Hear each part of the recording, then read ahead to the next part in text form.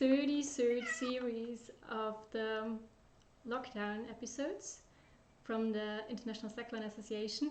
I want to welcome you in my living room in Austria, where I broadcast from.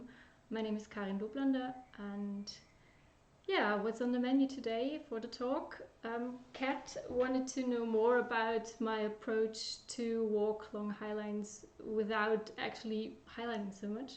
So I'm more training in the park, and yeah, she was wondering how this is possible, and actually a lot of people ask me how I do it, and this is a really hard question for me to answer because I just do what I do like everybody does, and I don't even think about it. So I really made an effort for this talk to kind of think of the things that I do to make it work, and to spoil it all from the beginning, there is no secret. And I just try to tell some stories from my personal development in slacklining, to be transparent as much as I can. And I'm happy if you have questions that you just put them on the YouTube channel. I want to thank Philip for assisting. You maybe hear his voice in between if you have a question, and he will forward it to me and support all the technical stuff. So let's get started. On the post about this talk today, you saw me standing on a highline where it was written, yeah, I walked 800 meters on the second try, not training much. So I want to tell the story first, what it was about. It was a big project in Switzerland, which should have taken place in 2018. It was from the Swiss Slackline Highline crew, and also from some local tourists, informations and so on together. So a big event actually, where there should have been a very big highline and a lot of little projects aside. They're really cool, like crystal made of hammocks, and also hammocks rigged on the cable car rope, you know, for a big event. And just a week before the event, or just a few days actually before, there was a plane crashing down with 20 people dying, and it was all cancelled. And back then I was invited to this project, and as it was cancelled, they wanted to do it the year after, so last year.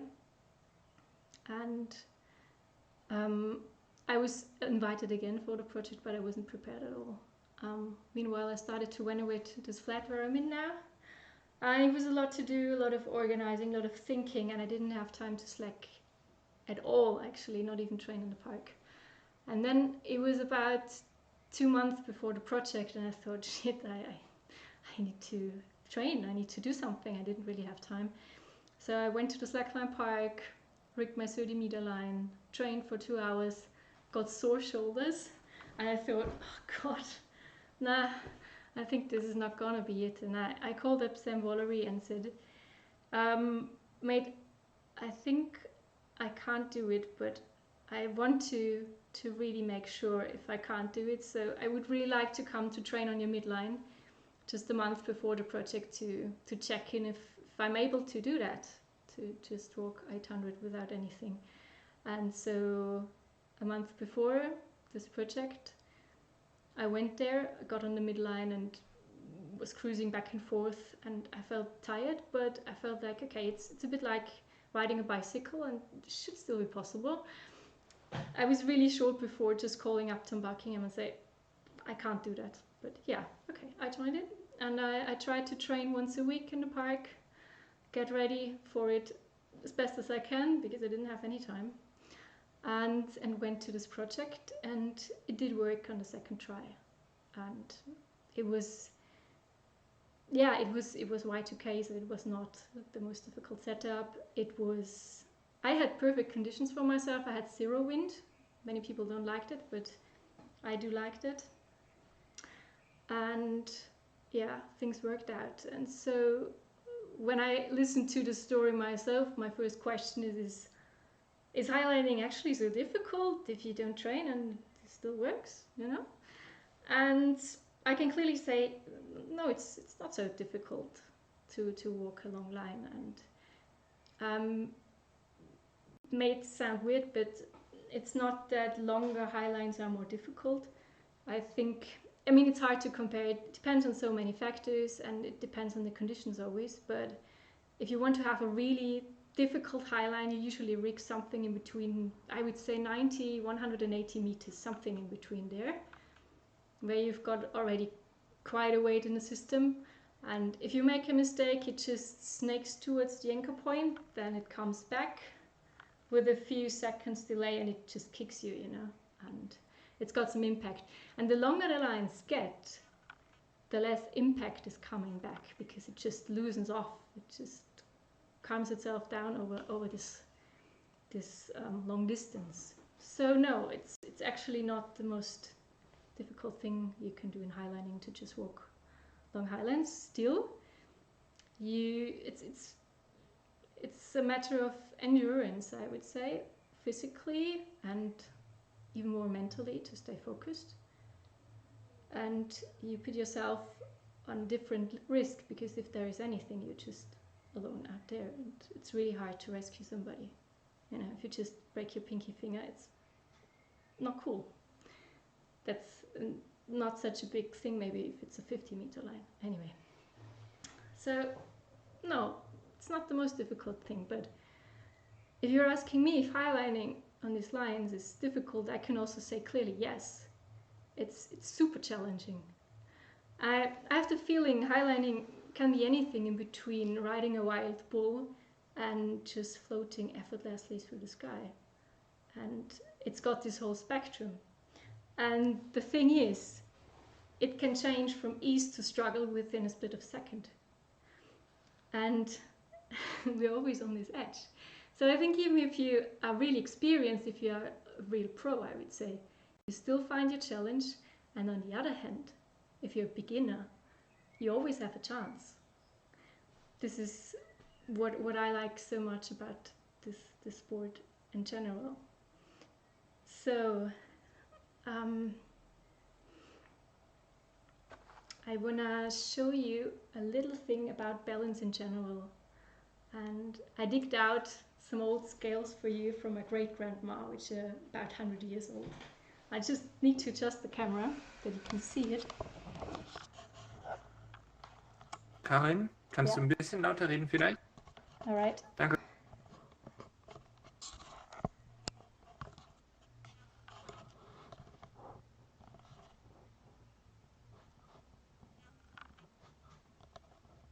Okay. That looks not so good, sorry.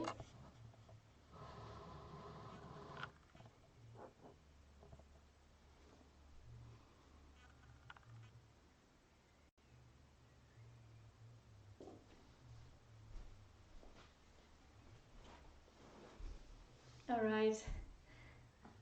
I put a sheet of paper that you can maybe better see. They're two swan heads, and if they're on the same level, it's balanced. And how it works, you just put some weight here and there, and then you can really see when it's balanced, and you know how heavy things are. So this was for the kitchen for my great-grandma. And I've got these little weights, and this is actually, it's just 5 gram. It's super teeny weeny, it's super light. And what happens when I put it here? You see? Goes a little up and down, and then you clearly see there is a difference just with this little weight. If I put more on, even worse. Now this is just now 15 gram that I put there. Imagine the average human being's head is about 6 kilos. I've got a weight of 5 kilos as well. If I put this there, it's off balance even faster. So it's a really subtle play. It's very delicate balance. And I think it's something we can invite but not really force. It's very subtle. It's the subtle play around the vertical.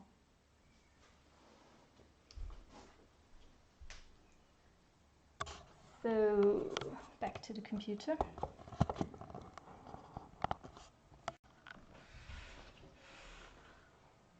Let's just put on start the presentation, which is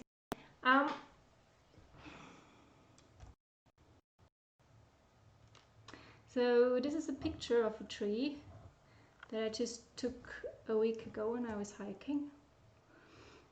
I talked before about how balance is super subtle and it's always around this vertical line, and I drew this vertical line in red that you see. This tree is clearly off balance, and it was a huge tree. You don't really see that on the picture so well.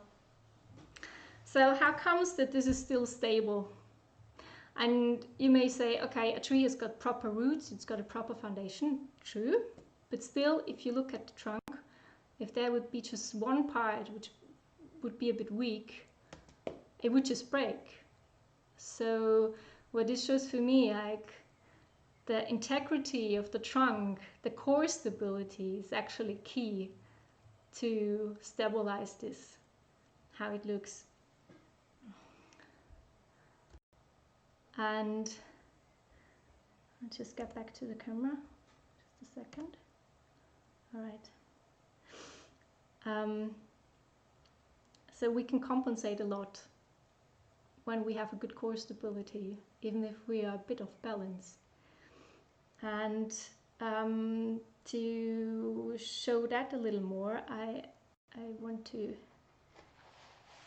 get on the yoga mat with you. I hope you prepared one, and I hope you have some cushions with you. You probably all heard of core stability. A lot of people are talking about it.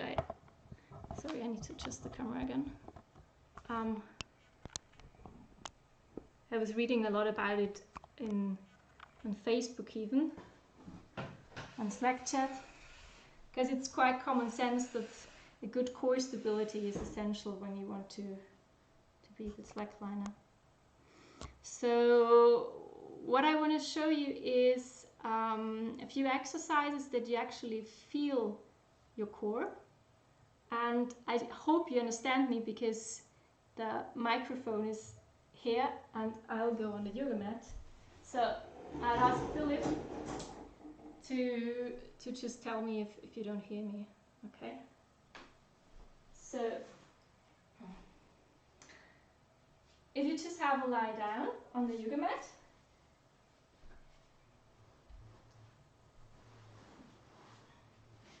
and you make sure that... Ich kann dich noch hören. You can hear me? Cool. And you make sure that the lower back here, where I put my hand now, is flat on the floor. So you really push this down. And you place your hands next to your side and really push down here. And then you straighten up your legs. Push down here where your navel is. And then you just lower your legs a little. And you always push down, push down, push down, push down. And then there is one point where you start shivering. That's good. It's good to shiver. You see that maybe here? I'm shivering here a bit. And you just push down, push down, push down and hold it. And if you do that for a few breaths, it really fires up your core. So you feel it left and right from your navel. It starts, there's a bit of a burning sensation maybe. If you hold it longer, it gets more clear. I'll leave it like this. So it's more to experience where it is. So, but I did feel it here, left and right of the navel. And I hope you did that too. So this is kind of the core stability, and how to train that. I think there are a lot of exercises already spread on the internet, just to give you a short idea. So everything that's a bit like, holding a plank is good for the core stability. Holding any kind of side plank is good for the core stability. You can lift your leg, whatever. Or you can do the same on your forearms, which makes it a bit more challenging if you just hold it, or also to the side. So this is just to give you an idea how to strengthen your core stability. I think this is already known a bit. Now I want to dive into a matter which is maybe not so known, and therefore you need your cushions. You can use something like this or something like that, whatever you have at hand. The aim is that you have something to really sit on, front and back, and you just sit here comfortably. And it's more for the sensation. So what I want to do with you is a little pelvic floor exercise, actually. If you have never heard of it, pelvic floor is down here, and it holds your organs. So it's 3 layers of muscles. It's like a hammock, and it supports all your organs.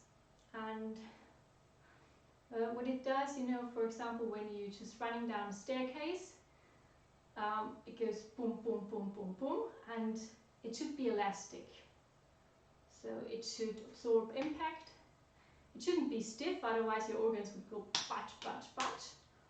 And it shouldn't be loose, otherwise your organs will go, you know, follow gravity deeper, deeper, deeper, and then you get issues at one point. So pelvic floor is quite known from, it's a women's health topic, a big one. After giving birth, for example, with age, so people get incontinentia when the pelvic floor doesn't work properly, but also for men's health. It's a big thing, actually. And for us, the slackliners, it's super interesting because it's the foundation.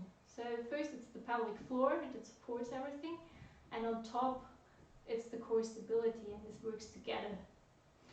And yeah, the cool thing is it's quite easy to train if you can make a connection towards it. And this is what we want to try together. I hope you join in. So I want to give you an idea first for the gents and then for the ladies how this might work. So for the gentlemen, if you imagine having the shell of a turtle like here, okay, and like here, do you see that? Yeah. And you imagine that the turtle is drawing the head underneath the shell. So this is the move. Just try to imagine that. And then for the ladies, so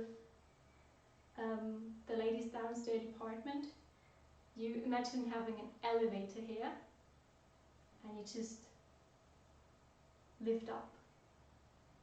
So you draw it together and lift up. This is the movement.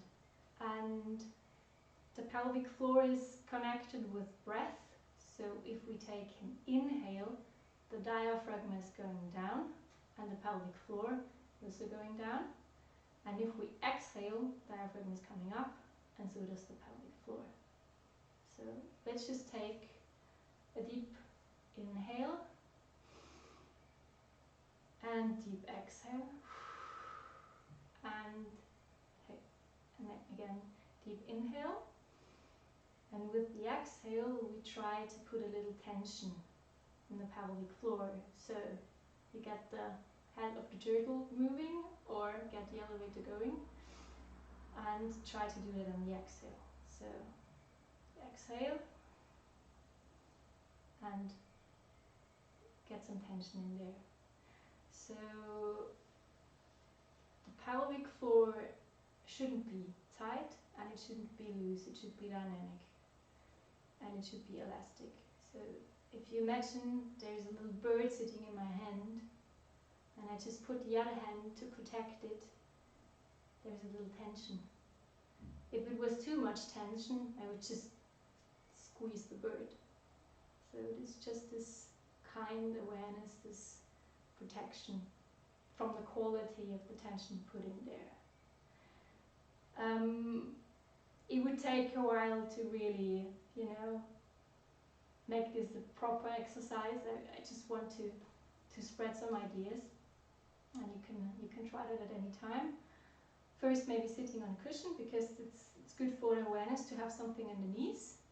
To always try to put tension when you exhale and then relax again when you inhale. and just do this few cycles.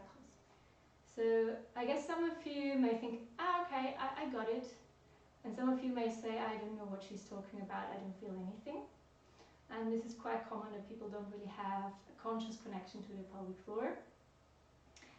When you don't have any idea of what I was talking, maybe next time when you go to the toilet and you're peeing, and then you just try to stop the peeing while you're peeing. And this is one of the muscles. This is not the only one, and it's not a good thing to train that. But just to give you an idea of what I'm talking about, this could be a first connection to the pelvic floor. And some people might have felt there is already a lot of tension. This is also possible. Some people have a really tense pelvic floor, and it's more that you learn to relax, that you get into this dynamic. I once did a yoga teacher training, and there was a woman in who is a professional pelvic floor exercise trainer, and she gave us a lesson, and I was very curious, and I was practicing a bit. You can do that when you're just waiting for the bus, nobody sees what you're doing, so you can do it anywhere. And I trained a bit, and then I also tried to integrate it on the Slackline, just to give you an idea. You don't really need to do that all the time, consciously, but where I found it really beneficial is when I did some poses which are super challenging, like when I'm on one foot in exposure and I do something like this. Where the hip is open, I try to get a support from my pelvic floor and the core and breathe in the chest, and then things worked pretty easily. So this is how I integrated it. But the rest of the time I was just, practicing when I was waiting somewhere or when I just thought about it. And then I didn't practice at all anymore. But I had the feeling when I did that the pelvic floor was actually getting stronger and stronger. And I met this woman again who taught us all these things, and I said, Evelyn, could it be that my pelvic floor is just getting stronger from doing nothing? And she said, yeah, as soon as you've got this connection, there's one layer you can operate consciously and the rest is unconscious anyway. Your body intelligence just gets it, this click, and your body uses it at different occasions, and you're just training without knowing, and you're getting even more stable without doing anything. This is really cool, because this was also a time where I had the feeling I just get more and more stable in my hips, in my pelvis when slacklining, and I don't even need to train it, it's just there. So this was really cool, and this is why I want to encourage you to find this connection. You can watch YouTube videos, you can check out Wikipedia about pelvic floor exercises, what it is, how it looks like. It's really worth it. So yeah, okay. There was that.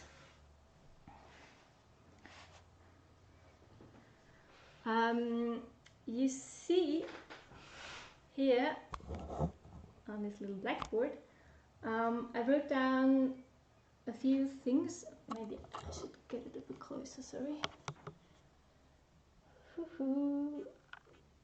That I think that are really essential for slacklining.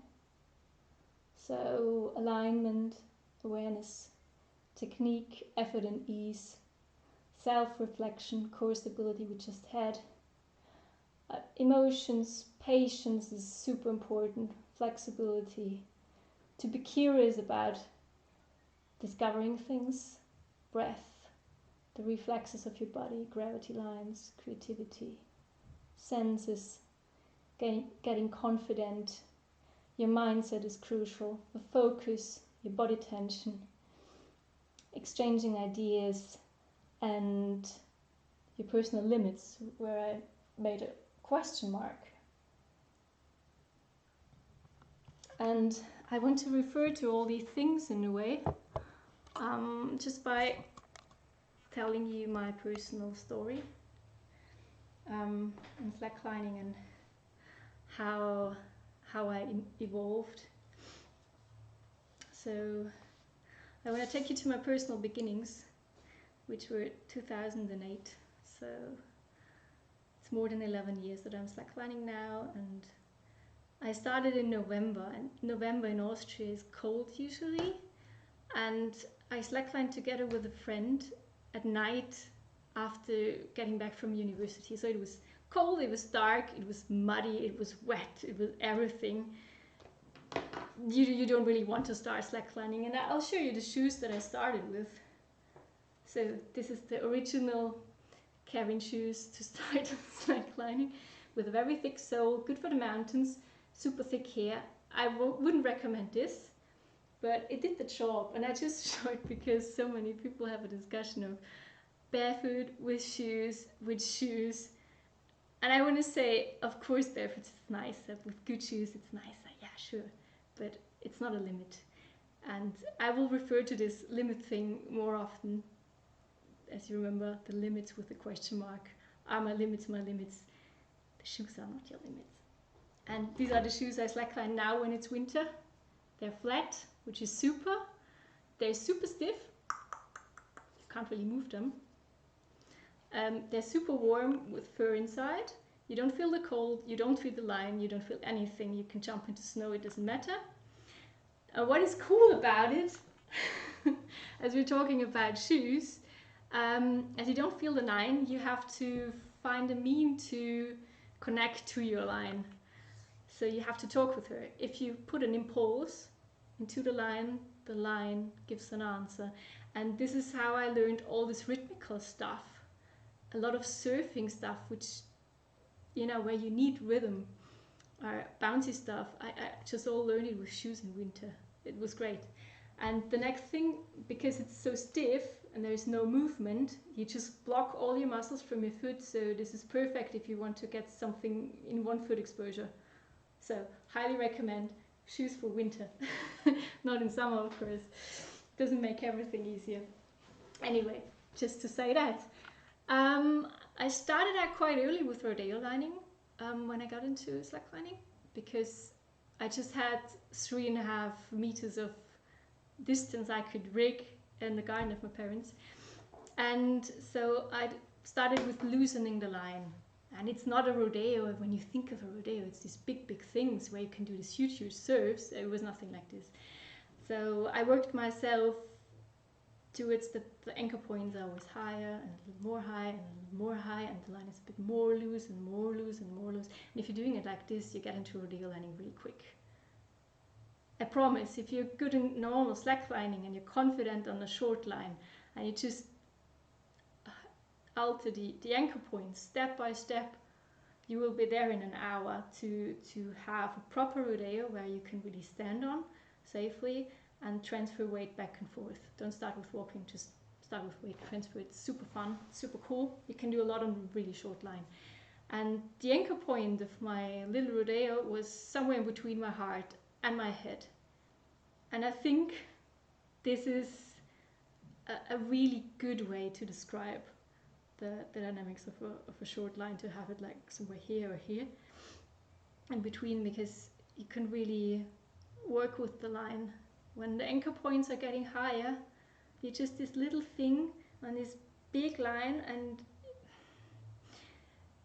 it's a challenge. You can stand on it, you can surf it, okay, but you're a bit limited because you don't have so much control.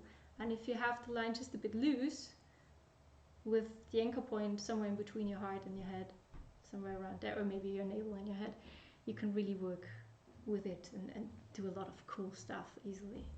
So this is what I prefer. Anyway, so I was in rodeo lining, and then I did a slackline course, and I think it was about 2 years after I started at university, and Christian, who taught it, he rigged 50-meter line or something. It was, you know, big for me back then, and I couldn't mount it, and I needed help to get up and so on. And he was criticizing my way of balancing where I had my hands. I always have it quite high up, my hands. And he said, put your elbows down, put your elbows down. And now I was standing like this, and I was balancing like this, like a penguin. And I didn't know what did he want from me? And then he said, you're walking without hands, how? And he said, I want to see you on a 100-meter line. What he actually wanted me to do is like this, to do this cactus move, you know, that one, rather than having this V shape as I have. And this is actually just shoulder flexibility. And I wanted to refer to this just for short because it was a big topic in the Education Commission where I'm also discussing. And yeah, I want to, so I have to show that, bring balance to the world. So, okay. So usually people with strong shoulders, as Christian also was, or climber dudes, whatever, they have big shoulders and they're a bit less flexible in their shoulders. And they usually do something like this, which works fine. And I, as a super flexible, hyper flexible person, I have my arms up here and do the same here.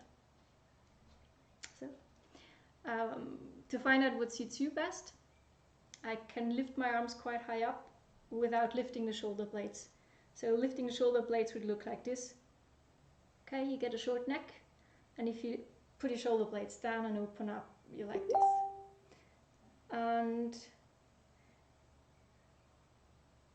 yeah, so this is depending just on your flexibility. And yeah, I'm hyper flexible here, so I can lift, so I can have my hands up really high without that it's tiring for me. And some people with strong shoulders can't get there, so they stay a bit deeper. And it's all good, but it results in a bit of a different body tension is my feeling. And if you have your arms a bit more down, your movements are a little bigger. And this is all good. I think you can save more energy when you're high up, when you have more flexibility in your shoulders. But on the underside, you just have stronger shoulders, and then your arms are more down, and maybe it's the same in the end. But I think for me personally, it's a factor of that I have quite a good endurance. And on the 800-meter line, I forgot to tell before, it was quite easy for me from the endurance. So I had no soreness anywhere. I was super fresh coming out, and it could have been longer. I don't have an issue with my shoulders. I'm very efficient there, I have to say. And the flexibility might be a reason, but if you have strong shoulders, you have more energy. So I can't say what's better, and if I could choose, I don't know what I would choose. Maybe something in between. All right, so Christian got me to walk on a 100-meter long line, and I couldn't mount it, and two guys pulled it down. I stepped up and they let it up, and I just walked it. Okay. Fair enough. So I had the feeling I was just training in a park, but I could actually do a lot. And I have to explain my aim, or what I was searching on a slackline, I think. Like when I was a kid, I enjoyed it really much to just jump from one stone to the other when we were near a river, which we were often with my family. And sometimes I was just standing on one leg in the river and just trying to get to this position, to this point of ease where I didn't even have to adjust anything. And it may have been just a second to hold that. But this was just great. This was just this point of ease, and it was all in line and super easy and super beautiful for my feeling. And when I started with slacklining, I thought it must be possible to get this there. And it was super hard. I was struggling like everybody's struggling. But I believed there has to be this ease. I want to find it. And with practicing more and more and more, I got this sometimes a split of a second where it was easy and I didn't have to do anything, and I didn't have tension anywhere. It was just perfect alignment. Yeah. And this got more and more and more. And it's not something I can just get or create, but I feel it's something meanwhile I can really invite, and it's coming more and more and more and more. So I was on this search for ease, which also means I was really close around my vertical line in the subtle play. This is what I was focusing on in my training. And I kept training on my feet. I didn't do any trick. And I remember once I was in the slackline park, there were many people around, and I was talking to somebody, and I said, I can't really do any trick, you know. A bit, you know, I just can't, you know. I thought about double knee drop and all these things that some people do. And the person just said, I've watched you and I haven't seen you take a single step which was normal, you know. And then I realized, okay, I'm doing tricks, but I'm just doing tricks on my feet. So I did everything in surfing. I did a lot of one-footed. I did a lot of stuff. I got really creative on this short setup that I had. Back then I was on 27 meters. And I always had it like, the anchor point was so high that I could just grab it.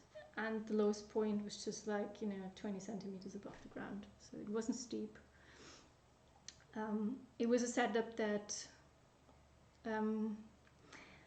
kind of offered a quite big range of dynamics. You could have a bounce, you could have a surf. It was quite versatile, and I just tried to get precision in all sorts of positions, to try out various positions, and to maybe make a connection how this could help highlining. Just want to tell a little story. I worked on doing a forward bend on the line in the park, just, you know, to get a few yoga poses nailed. And then later on, I was once highlining, and I found myself in a position like, I'm going to show you, like, you know, it is when you don't see that, sorry. I think you can imagine, you know, when you're already quite a bit forward. And usually the next step is just to do a proper leash fall, and you just, you know, roll down from the line with head forward. And I was finding myself in a forward bend actually, and I thought, wait, you know how to do that. And I just bent my knees and made my way up against standing from exposure. And I thought, hey, that's so cool. I trained something in the park, random stuff, and now I can just really use it one by one on the highline. That's really cool. So with all this messing about, I was just getting really a good basis for anything else. There is some principles in balancing you can just apply anywhere. And I've got a little presentation for it. Wait a second.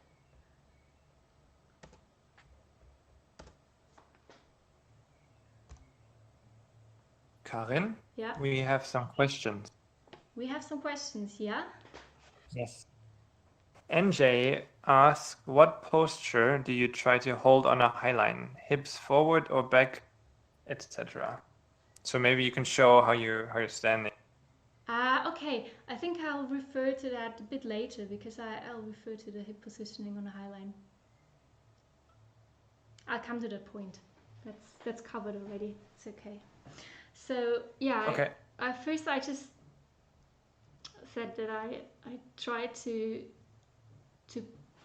learn principles that work anywhere with balancing in the park. I really cultivated those skills. I tried to adapt to different lines.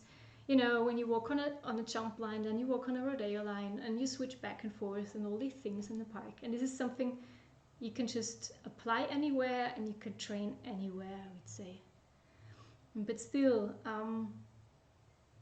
when you make your way out of the sandbox, you will face some limits you haven't come to before. So I guess the question is how to solve an issue you haven't even been aware that it exists at all. This is a really good question, because you just don't know what's out there if you haven't been out there. And yeah, I found in slacklining there's usually more than one solution. And when I try to learn new tricks, new things, I was always asking myself, what's my limiting factor? What's really hindering me from doing it? And I used the mean of repeating things very carefully, just to sense it, to kind of name what's really the point, what's my limit, and to address it. And I wrote this black on white because I think this is so essential. Repetition is a very cool mean if you already have a clue of what you're doing and you just repeat it and you refine it doing this. But repetition can also do quite the opposite. If you repeat something, you can just train also a bad habit and you can't get out of it anymore. And I just know this is a really common advice that people give in slacklining. If you can't do something, you just need to repeat it. You just need to do it 100 times and then you learn. And yeah, I think after 100 times you'll learn. But you could also reduce it to maybe 3 or 5 tries until you get to this limiting factor. And then you change your approach and you focus on something else. You put your awareness somewhere. Your energy goes somewhere else. And you maybe you can really solve it then. So whenever I come to a limit, I just open my toolbox and I think, okay, what did I learn so far? What do I have in my toolbox? And I try to solve it. And this can be super little things, and this is hard to describe, but to give a little example, when you're on a line which you feel you can't control, maybe it's polyamide with a lot of tension and it's wobbly. Yeah, if you turn out your feet a little and if you go a bit more into the knees, you can absorb this better and you can solve it rather than just try to always stand straight. So it's really subtle often, and I want to encourage you to be fully aware when you try something new, to focus on different things, to really try to get a feeling for the thing rather than just repeating it and repeating it and repeating it.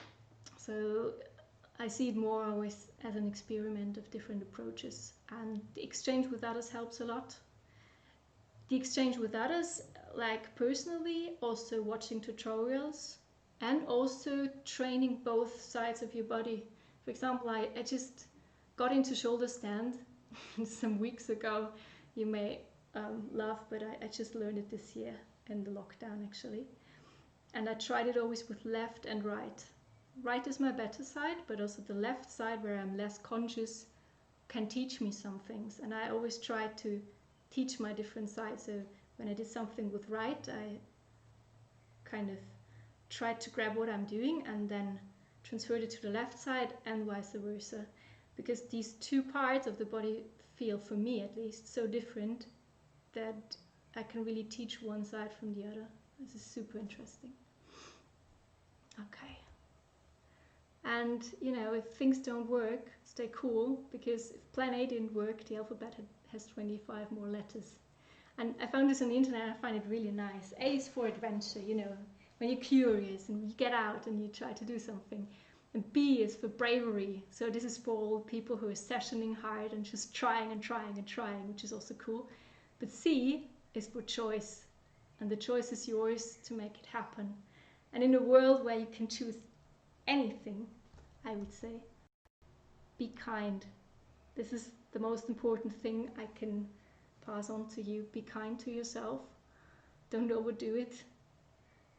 Don't hurt yourself. Stay in your limits. Really be kind. All right. So, just get the camera back. All right. I first told you about, one of my first long line attempts and so on, and about training in the park. And training in a park, I really wanted to make it a dance. I worked on precision, I worked on ease, I did everything surfing, and I was really at a super good level back then. I was actually doing that for 7 years, and I couldn't even do a chongo mount, I couldn't do a sit start or anything. I was just on my feet without the tricks, as I told you before.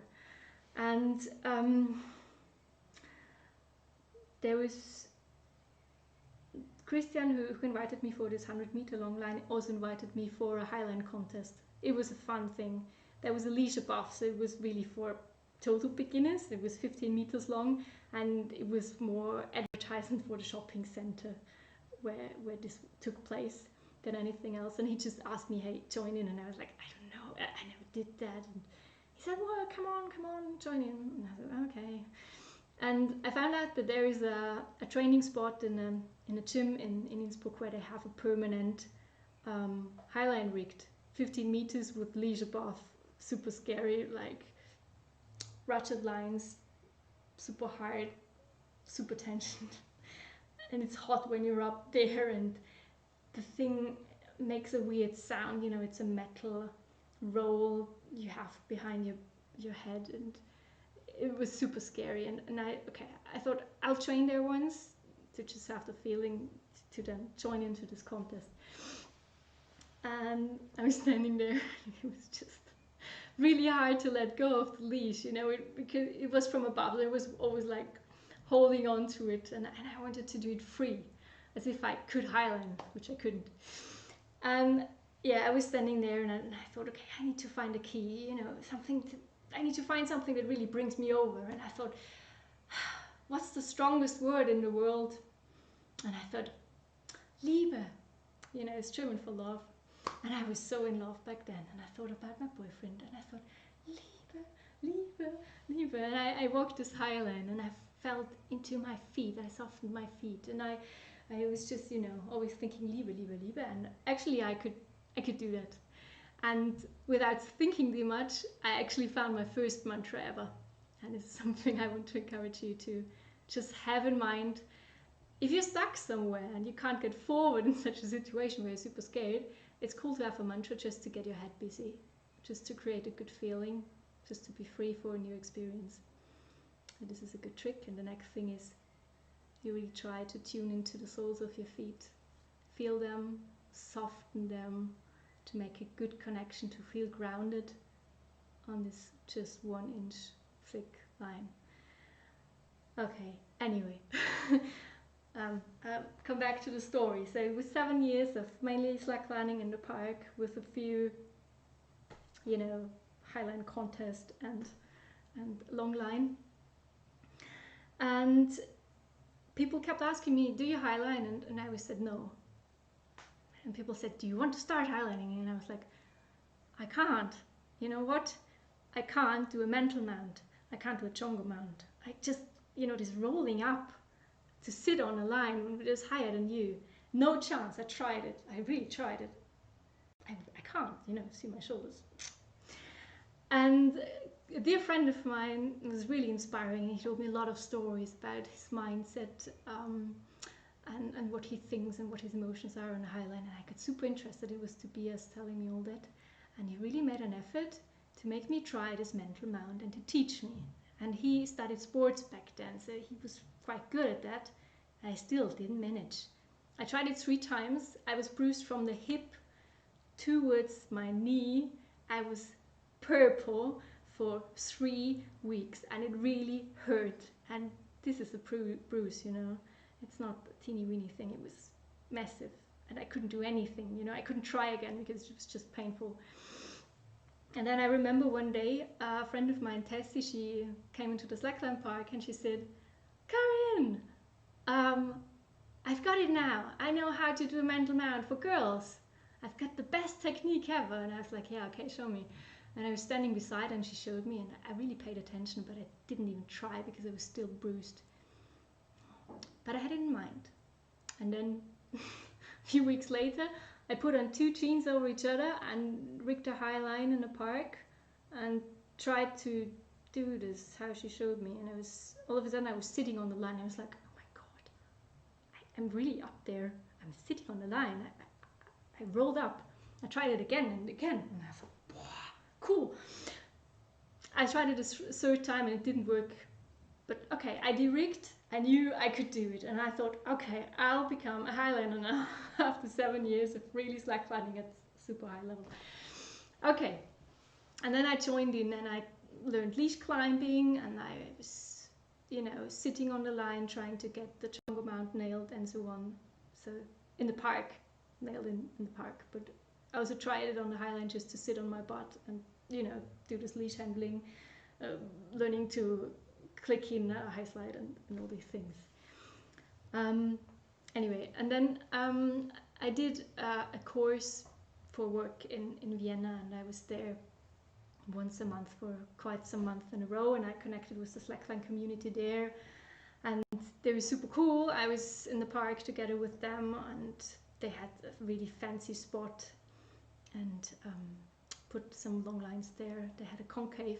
In Innsbruck we also had a concave, and I joined in 3 times, so I was a bit into long lining but not too much. And yeah, we walked Kill Bill 90 meters, you know, all that fancy stuff, and it was all super fun. And they said, next time you come to Vienna, you bring a harness, okay? And I was like, okay, because we'll go highlining. And I was like, okay, passed, good.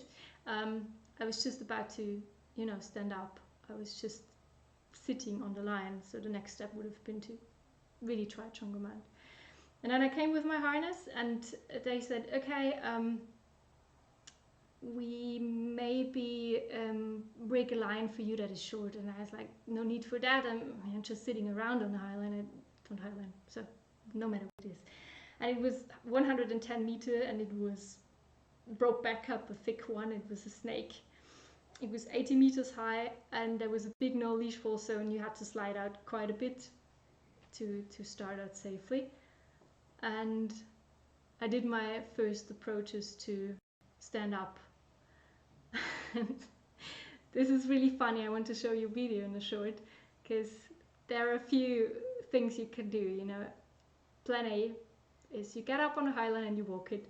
Plan B, maybe you get up, or not even more, you hardly manage, whatever, and you do a leash fall. Really brave.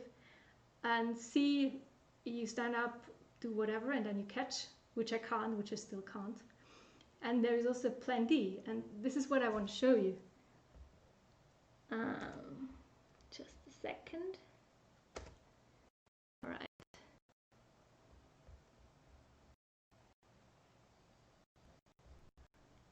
So that was my first day on the Highline.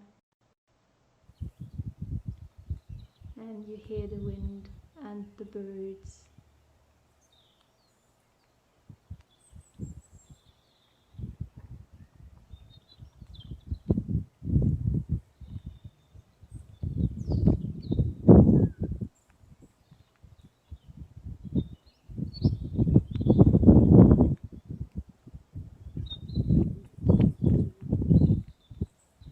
Und seitwärts aussehen. Spring. Geht schon jetzt. Hoppla.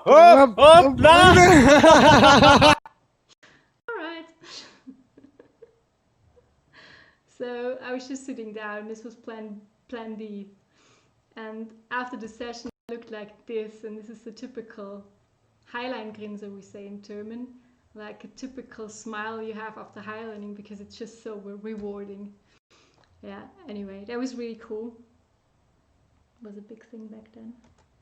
So it was plan D. It was sitting down again, and this was not my idea. Like, Tobias really coached me, and I said to him, you know, I'm so weak when I do a leash climb. I think I have maybe 4 or 5 tries, then I'm so exhausted and I can't climb it anymore.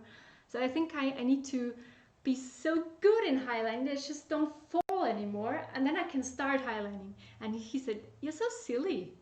You're already on such a good level. You need to learn to sit down. When it's enough for you, sit down, calm down, take a rest.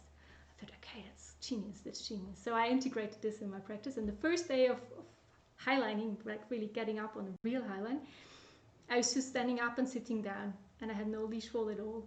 And yeah, we went there, we came back to the same line a day later. And this is where I did my first steps. And I always ended up looking at my feet and then falling over. So I managed, I think, 3 or 4 steps, something like this. And then it was always the same thing. And from the anchor point, the boys encouraged me, get up again, we won't let you go out on the line, off the line. until you haven't tried again, and so on. You know what you do with a beginner and with encouraging me. And I was really upset, and I was looking at them. I said, look, I tried 3 times to do the same thing. I'm always looking at my feet. I'm always rounding my back. I'm always taking a leash full. And if I do it a 5th time, it won't be any different. I'm stuck here. I don't know what to do. Do you have an advice? And then Harald, which is a really cool supporting person, a really big mentor for me actually. And he said, you know what?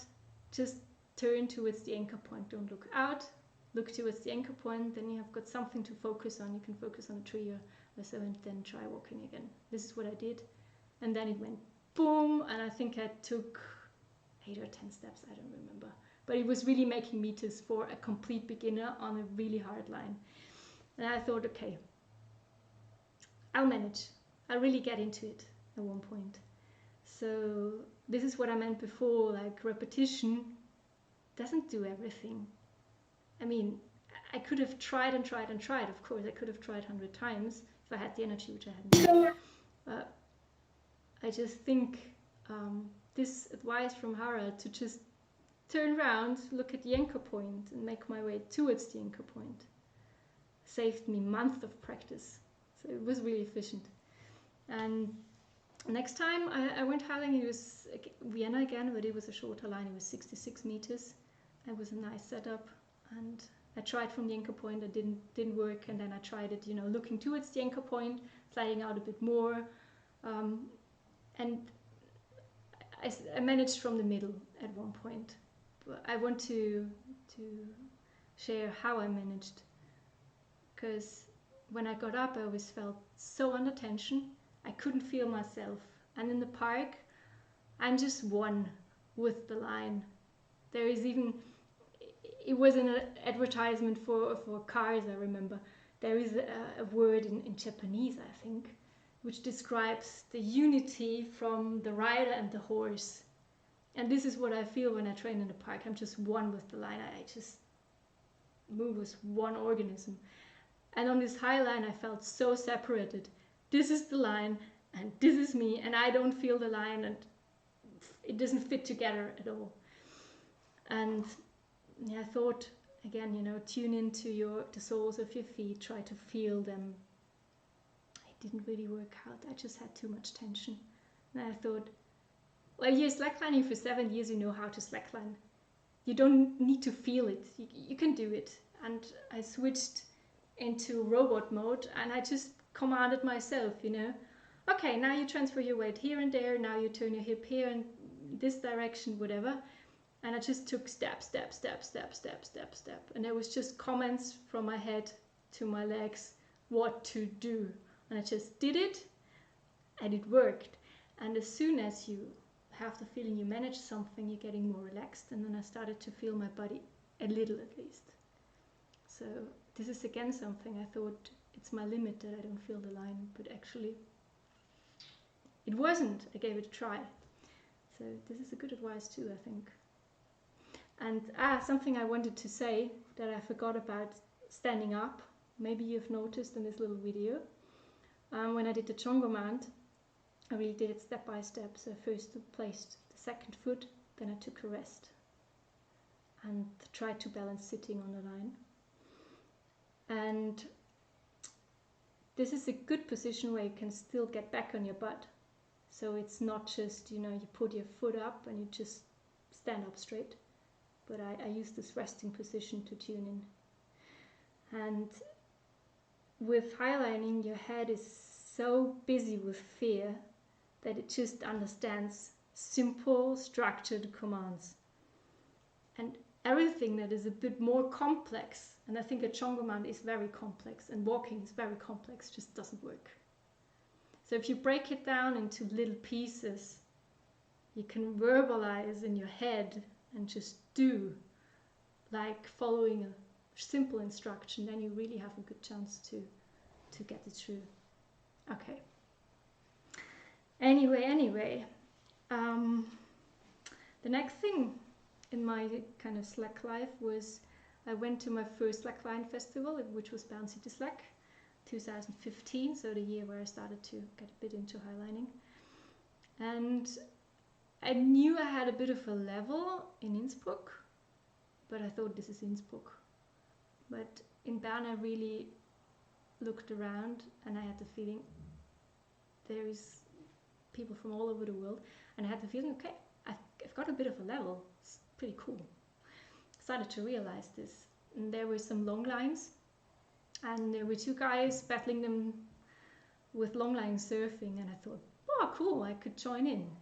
And I stepped on the line, and the guys always did like boom, boom, boom, boom, giving 100% surfing for 3 to 4 times, something like this, and then fell off. And I just gave 70%, and I could walk it, I could turn while surfing, I could stop the surf, I could start the surf, and decide when I stepped down. And this was really, really funny. So we had a little challenge going on, the three of us. And I didn't know them, and I didn't have Facebook, and I wasn't into slackline tutorials or anything. I was just, always just slacklining in this little park with my friends or alone. That was it. That was my little world where I got out. And yeah, one of the guys then asked me, yeah, do a highline? And I said, I'm just about to get into it a little. And he said, yeah, I want to invite you to a highline festival. And I was like, not sure. When is it? I said, yeah, I'll need to check the dates. I don't know if I've got free time from work there. And actually this was Sam Wallery inviting me to the Mollison Highline Festival. And the other guy I was battling with was Charles Chillington Charter. So two quite well-known, people. I guess you all know them. Yeah, and I was thinking back and forth, should I go there? And I realized, okay, I've really got holidays there. And I thought, maybe give it a try. And in between, there was the last Montepiano Highline Festival, where I just joined in for 2 days and just did another try. And I had to learn sit mount meanwhile because my knees were not happy with Chongo. So I had 2 tries on highlines doing Chongo mount, and then I had to relearn my whole mounting. And this is what I did in Montepiano, and I managed to do 3/4 of a 60-meter line or something, but I didn't send anything. So then I went to Mollison, and I went on Sam's midline before, and then to Mollison, and there I actually managed to send my first highline with 45 meters or something. And then an hour later I crushed 90 meters. And always, checking in if Sam's around, because I said to him, Sam, I'm so weak, I'm not good at leash climbing. It could easily happen that I'm just hanging in the leash and I can't get up again. Could you please save me then? And he said, sure, be relaxed. I can do that, easy peasy. And I was like, where's Sam? Okay, now I can get on the line. All good. And yeah, a day later I tried the 130 meter line back then, and I had a few leash falls, but it did work out. I just crossed it to one side. There were 2 leashes in. I brought it to the other side. And the day after, my big project was to get the leash back to the side where I picked it up. And I was so tired. I had soreness everywhere. I had knots underneath the shoulder blades from all the tension from highlining. I was really fatigued. It's like highlining when you start, you're so active, adrenaline rush, and then it goes down, down, down, down, down, down, down, down, down, and you're so fatigued. That was really, really not good. Anyway, so my big project for the day was to bring the leash back. And I got up, and I walked, and I walked, and I walked, and I walked. And 2 or 3 meters before the no leash fall zone, I made a leash fall, a really bad one. Like the leash was, rubbing around my neck, and it was all red, and whatever. It wasn't so bad, but it wasn't comfy. And yeah, I had a bit of work to get out of the line, to pull myself out, and so on. But yeah, and then it was interesting, like in the evening there was Sarah Wixom. I was talking with her, and she said, you did just as good as me, or something of that kind, she said. And I was a bit confused, didn't know what she was talking about, and I was a bit shy, so I didn't want to ask. And then I said to Sam, when I had him on the 4 eyes, I said, Sam, was there something about this line? And he said, yeah, it's women's world record. And I was like, okay. And I was really glad that I didn't manage to do that, because it was crazy. Or you're just a rookie, and then you're crushing things where people put so much effort in. doesn't make sense anyway. And I was so looking up to Sarah, seeing her on the line, and she could really session hard. She stood up, did something, turned in exposure or anything, and then she made a leash fall, and then she climbed the leash, and she did that, and she could do that for an hour or so. She had endless power, and I was so impressed. I was so impressed. Well, with myself, I still knew I have 4, maximum 6 leash falls, and then I'm so empty that I need help. Yeah, so this was the story. And in Montepiana, back then, they broke the men's world record with 430 something meter, and I tried to slide too. And I got into the queue, and we were sitting in the sun. The sun was very strong coming out, and I had all black hands because I touched something metal, and I just thought, okay, I'll go to the toilet, I'll wash my hands, then I put on sunscreen, and then I'm in the queue, and then I'll try this big line. This was my plan. So I went to the toilet, washed my hands, blah, blah, blah. Got back to the anchor point, and then people said, good, you're here, you can just go straight on the line, it's your turn. Okay, put on the harness, went out, and I started walking, and I felt quite stable. It was good. I think I had a good run. I was walking, and all of a sudden I thought, shit, I forgot to put on the sunscreen, and the sun is so strong, I'll get burned. And I couldn't even think that. It just hit me, and I just made a leash fall, and hanging in the leash, I thought, oh God. I just thought something which is really not nice to myself, and it just kicked me. Like, my thoughts are so strong. I got really a bit afraid of my thoughts on the highline. And on the other hand, I appreciated it because I thought in everyday life, nobody punches you in the face because you're thinking something bad to yourself. And here, it just kicks you. It's cool. It's cool in a way. But I got really afraid of my own thoughts, I have to say. Anyway.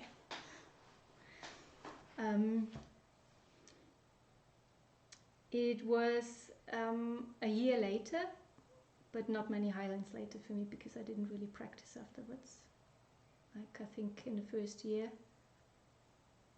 maybe it was, I think you could count it on 2 hands, the days that I was highlining until then. And Sam invited me to a big project in Switzerland, the Zeus line, or I don't know, do you say Zeus, 500 something meters.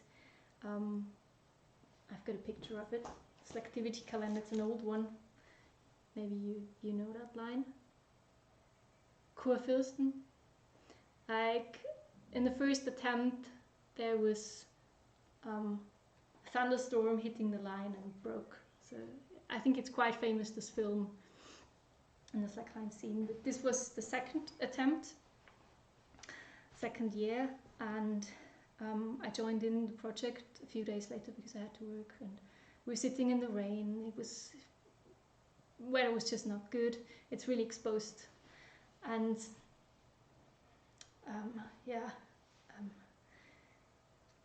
when we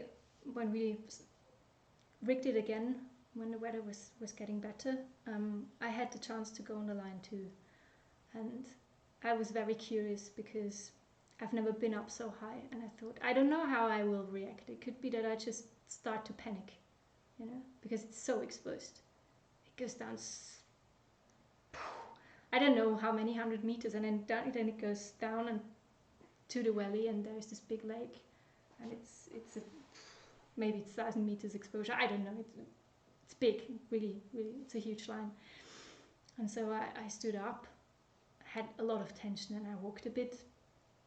Then I felt the tension in my shoulders, and I was sitting down, and I looked down, and I realized, okay, I'm already up super duper high, and the sheep underneath me are so teeny weeny, and I hardly hear the bells, and I felt good. I felt, okay, I'm not panicking, great.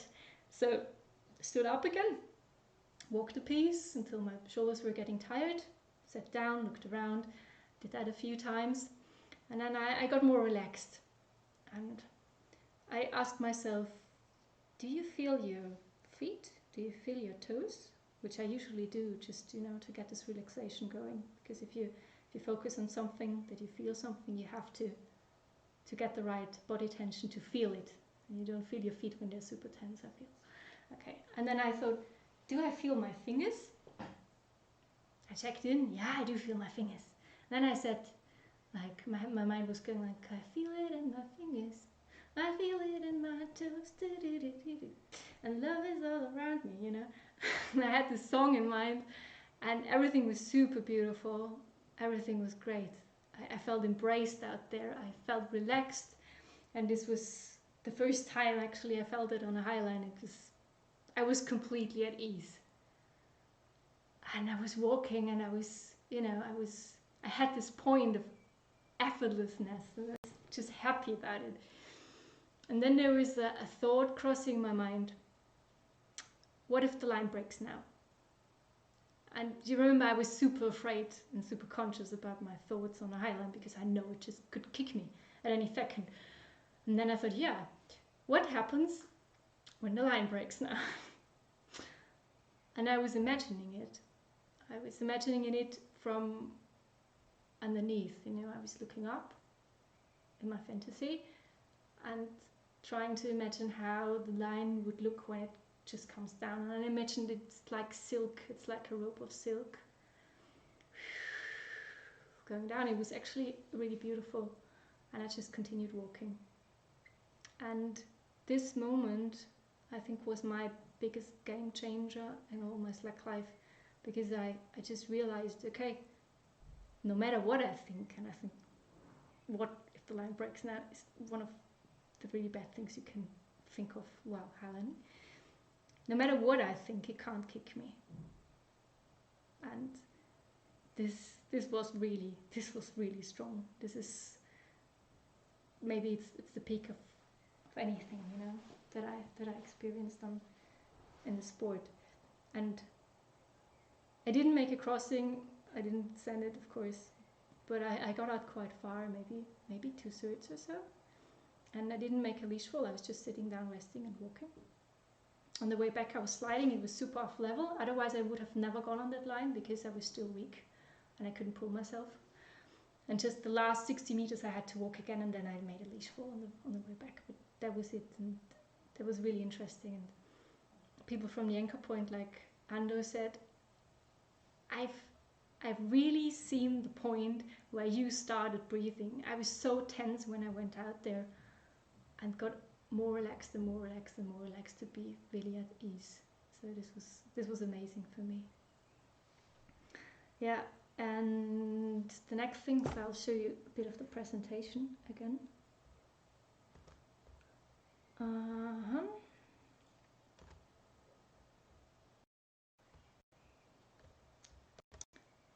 So this is the picture you've seen before. That was in the post, and this is Mollison.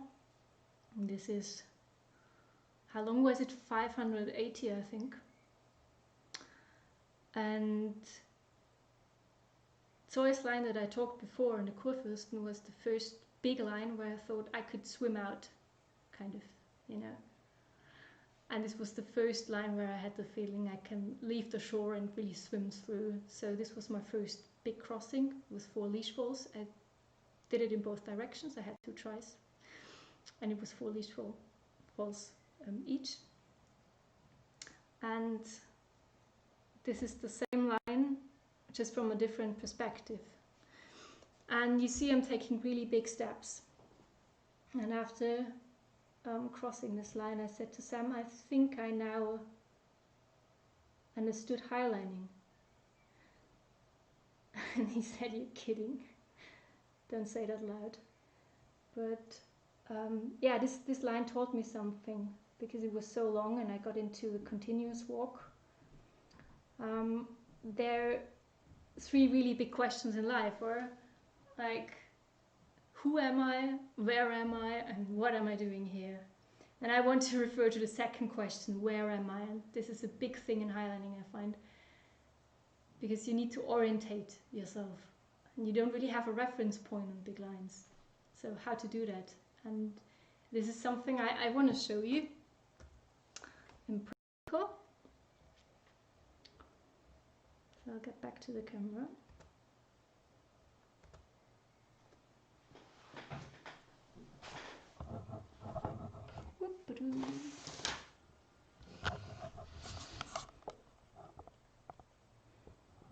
Just a second. Do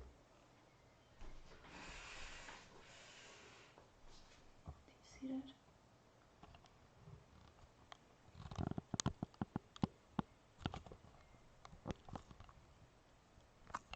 Right.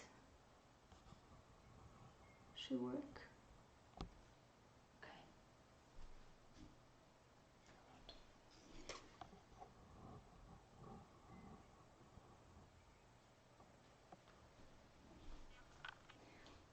All right, so you can't refer completely on your eyes to kind of orientate on a highline. So I thought I could maybe build just a foundation from the line upwards. And this is something I want to show, showing you a yoga pose. And then we kind of build up the foundation together. So it's actually, a lot of people also said it in the lockdown series, like Lucas Ilmer talked about it, and Freedy also talked about it, that yoga improved their way of slacklining a lot. And I did the yoga teacher training just around that time, and I also had the feeling it really improved my slacklining a lot. And I just want to break it down as simple as possible in which way yoga can improve your slacklining. And I want to use a very simple pose, like you start from a forward bend, you put your hands down, you just bend your knees so that you can do that, and then you make a huge step back, and then you lift up. So some people think it's a warrior one, actually it's a high lunge because my heel is lifted. And this is a quite common pose, a lot of people know it. And feel free to just try it.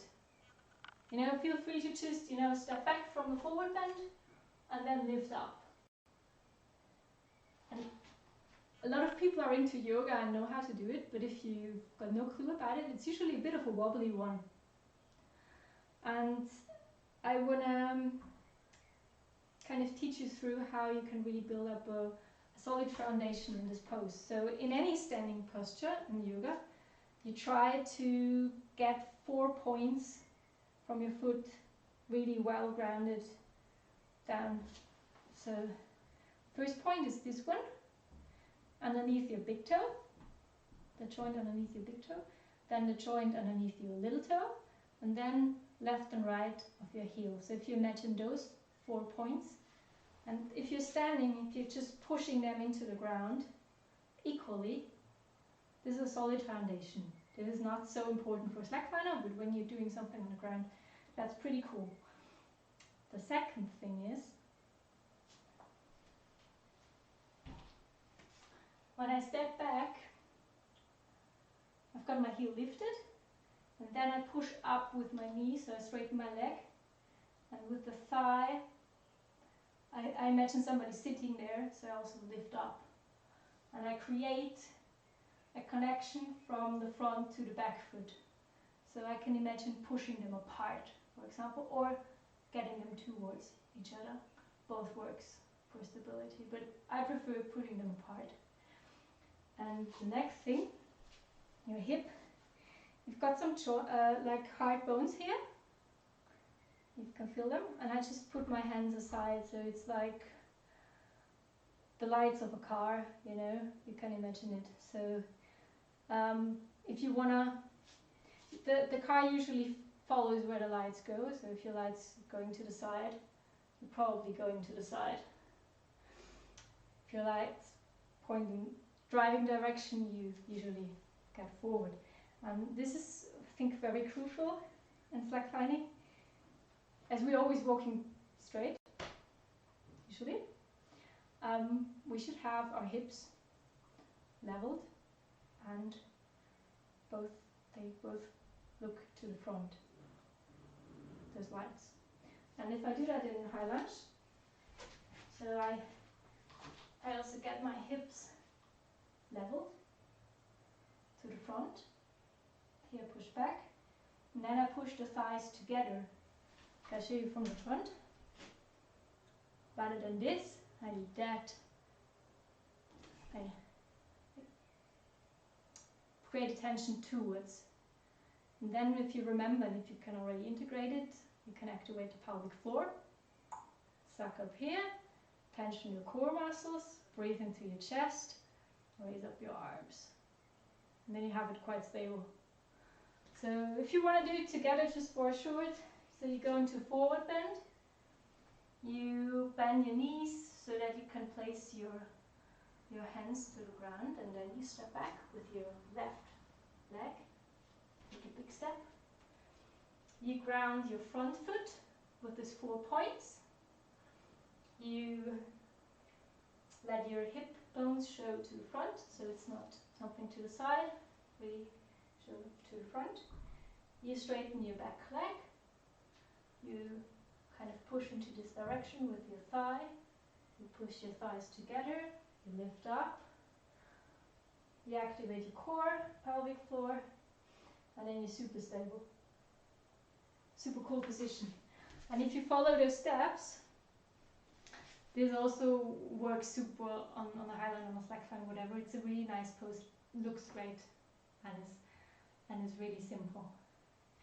And to transfer it into highlining, so I showed you this picture before where I was at Modesto, and I was just taking a huge step on a highline. And it's actually the same principle. The only thing that's different is the stance is shorter, of course, because I want to walk, and the heel is not lifted. It's touching the line. Just step back a little bit, you can see. Karin, Yeah? can you describe a bit more? Because right now the video is really laggy, so we can't see anything of your poses. Ah, really? Oh no. Ah, Yeah. okay. Yeah, that makes it hard. So did you get the high lunge bit, or is it? Already from the first one, in fact. Ah, shit. Okay. Okay, then I'll just sit down and try to do it verbally. But did you see the high lunge as the posture should look like?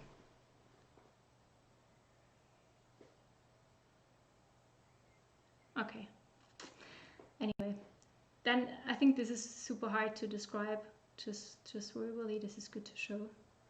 But basically what you could do on a highline, to try to make it as simple as possible verbally, if you just ground both of your heels and straighten your back leg and have your hip bones looking forward, both like the lights of a car.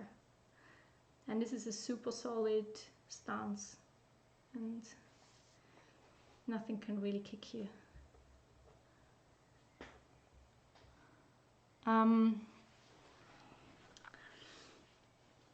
What I did when I took a step, I tried to straighten the back leg to shift the hip forward and start the movement out of my buttocks. So when I first got into highlining, I told you before that I got really knots underneath my shoulder blades, and then I changed my technique, and then I got knots in my buttocks, obviously. And you can also do the same. Karin, we were able to see the high lunge a little bit. Okay. And just sit down and verbally. But yeah, that's it. Just try to explain everything with a bit more detail, and I think it should be okay. Okay. Do your best. You're doing great. This is wonderful. Thank you. Okay, thank you. All right. Yeah, I'll do my best to try to make it verbally. Yeah. So you saw the high lunge, and you imagine doing it in the shorter stance with the heel grounded. And I think this is key, because if you lift up your heel and you haven't really transferred your weight forward, your hip usually turns out to the side, and people tend to get really shaky and fall off the highline. And I think the problem is because they lose orientation, they don't know where they are anymore. And if you always keep both of your heels grounded solidly, and you straighten your back leg to get your hip forward, then it's like the principle is like a picture frame. So a picture frame.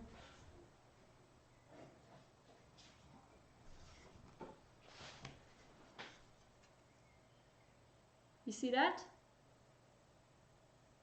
So this is the principle, like if you have a straight leg in the back, you can kind of lean into it and it's just super stable.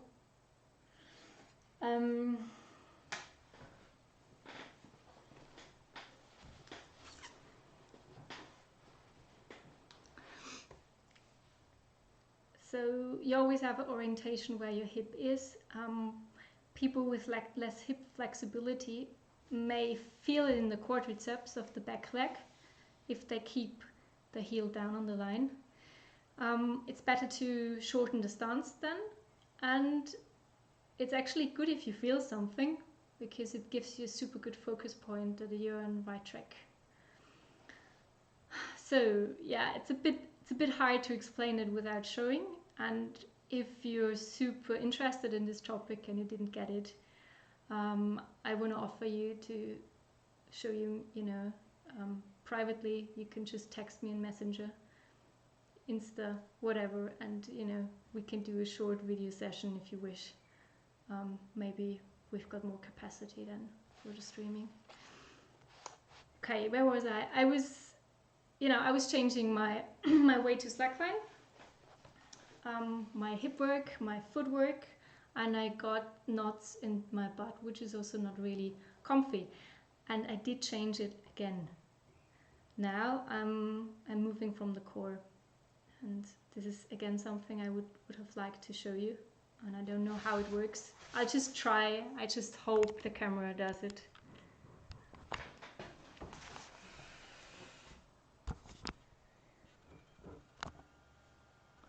All right.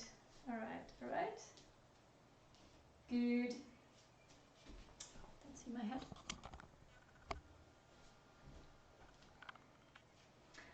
So let's say if you're just taking a step and your foot is leading, you just place it, and then you may be not stable in your hip anymore and you collapse. And this is something that is really common in slacklining. Actually, this is, let's call it banana or cucumber or anything that is a bit, not straight. This is a very, very common pose in slacklining. So if you would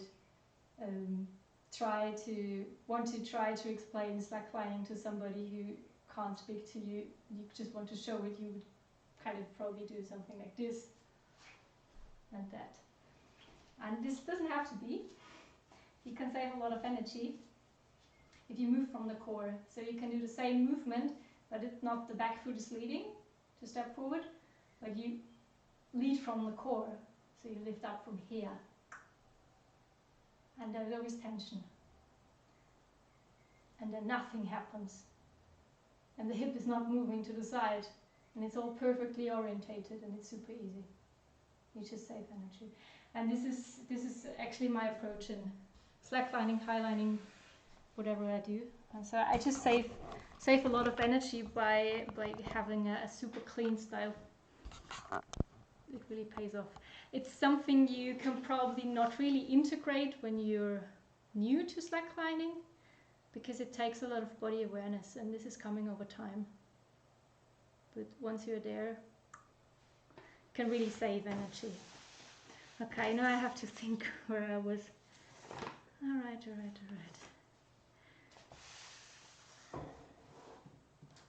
Yeah, I think quite at the end actually.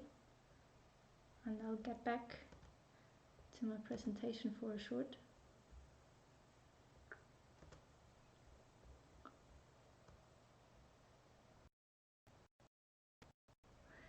So that was another little milestone. This is a photo that wasn't, it's not photoshopped. Like the blue was just as it is. It just looked like a fairy tale. And the ship underneath is quite big actually. There's a shipwreck beach in Zakynthos. This was a project 2017 from Samuel and Anthony, where I could join in. And this was the short line. The short line was 270 meter, and there was a long line with 570. This one. And you see it's off level and it's getting steep at one point. And I nearly got it. Like I fell about 70 meters before the anchor point. I just slipped out. It was super steep, and there was the backup on top of the main, and I just stepped on it and I was just sliding down on it. And then I was sliding on the leash because it was so steep. And I climbed the leash while sliding, and I stopped myself with my hand, and I got a big blister from burning. It just really hurt. And what I took back from this line was that I actually managed to mount the line afterwards. It was so steep that I was sliding back sitting on my butt. So I had to find a way to mount it, because I didn't feel in a condition that I could pull myself out for such a long, steep piece of line. And I never did that before. So I remember I was talking to myself really, really kindly, and I said, Karin, you can do that. You probably need to, hold on with this hand and also with the other. So I had all force on the line, and I just pulled, and I stood up, and I actually managed.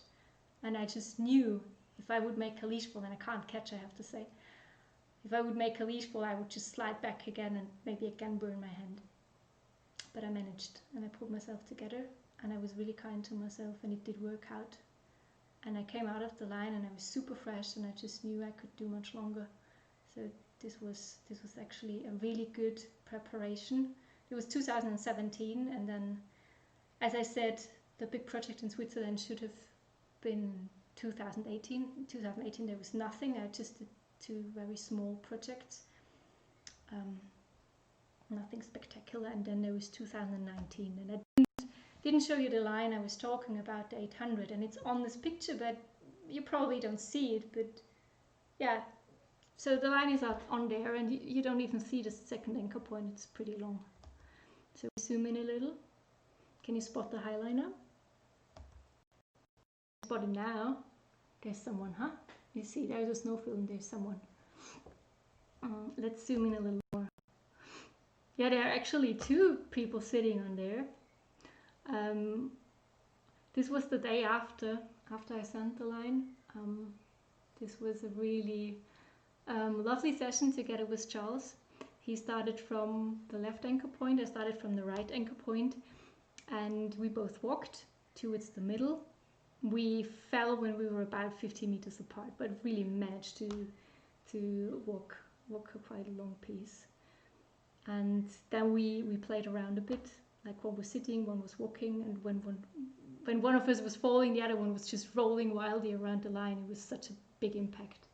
So the last piece we were sliding, and this was a really, really cool project actually, because usually on these big lines you just go out into nothing, and you just hope you will come out of the other end maybe in an hour or so, and you just prepare to step out into this endless, gap.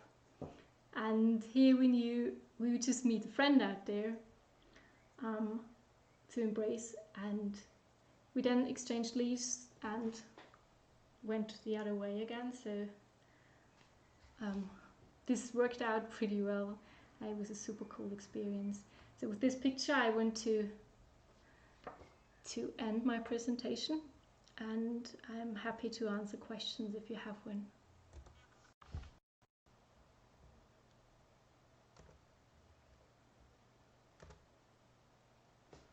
All right, Philip?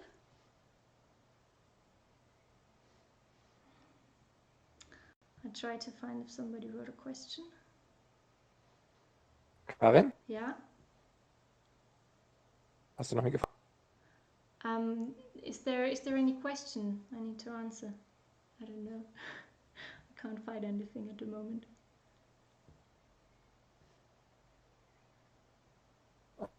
There hasn't been a question for a while. Yeah.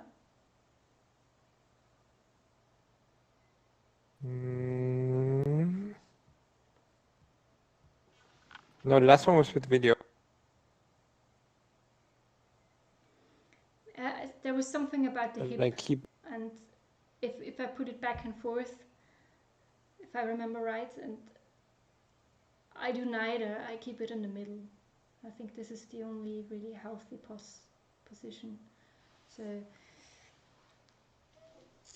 I think in general about slacklining posture, you always should have a way to both sides, you know, because you're balancing, so it could go either way, and it's good to keep it in the middle, in a neutral position. So try to find it. There's something. We've got a bit of a time delay, so it could be that people post it later. Yeah. I have one more question from Mayra. I don't know if you answered it before. What did you do to get the shoulder flexibility? I didn't do anything because I'm hyper flexible. But there is a lot of things you can do to improve shoulder flexibility. I think it's beneficial. Like, I mean, there are all these classics. You do like this or that. These things.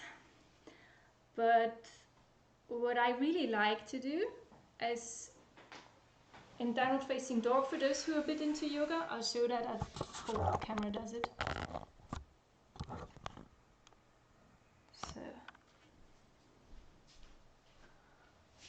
So when you're in down dog, and then you just bend your knees, go up on your heels, and you just bounce. So if you're bouncing into this position, you've got still some power in your shoulders, so you don't overdo it, and you're getting quite fast into. You're gaining flexibility quite fast. This is really nice. But for myself, I don't do anything about this. This is just how I am genetically, which has some disadvantages as well. Is there any more question? Yes, Johan is asking, any suggestions on training shoulder endurance? Walk up and down shorter line. I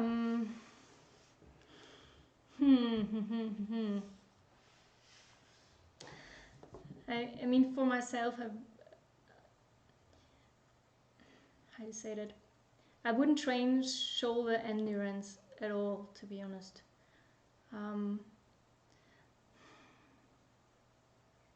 With a workout, there are two approaches. Like what I'm doing is I try to focus on my core strength, and everything I do with my core, I don't have to do with my shoulders. So this is pretty cool. Like you've got different muscle fibers. So you've got these big muscles, you know, for these big movements, and you can finish them off quite easily, you know, if you do a few, you know, pull-ups or anything. But there is this deep muscle fibers around your spine and in your core, and also in your pelvic floor, and you can't really finish them off. They've got kind of endless power. And if you know how to use those, they do the job mainly, and you don't have to do a lot with your legs or with your arms anymore. So this is one approach. And there is another one, and this is pretty cool too. I was once at a course where it was about movement and so on. And there was a guy showing us a cool exercise, and he just, you know, held his hands like this. And he was talking, and we all had to hold our hands like this. And if you do that for a few minutes, it's getting super tiring, super tiring. and you feel like, oh my God, my shoulders are burning, I can't hold my hands up anymore. But he was talking, and he said, no, don't give up, it's not a sprint, it's a marathon, we do that together, and so on. And we really finished off our big muscles just doing it. And he said, imagine your arms are held in the air. Like, imagine you're in a swimming pool and you've got this foam roll underneath your arms and it's just floating, and you just put your arms up there and you just hold this. And we held it, I don't know, for 10 minutes, 15 minutes, whatever. It was really burning, but we still could hold it. And if you focus on letting go and just let your arms being carried, it still works. And the cool thing about this is you've got these holding muscles you can't finish off. It's the same as in the core. You have got it everywhere. And you can train those just by doing what you do. But just if you are aware, when you finish off your big muscles, that you still have these holding muscles, changes the game for me. And this is also something that Sam once said. I said, what are you doing? I mean, at one point the shoulders are hurting and you want to continue with slacklining. And he said, yeah, they're just burning the first 100 or 200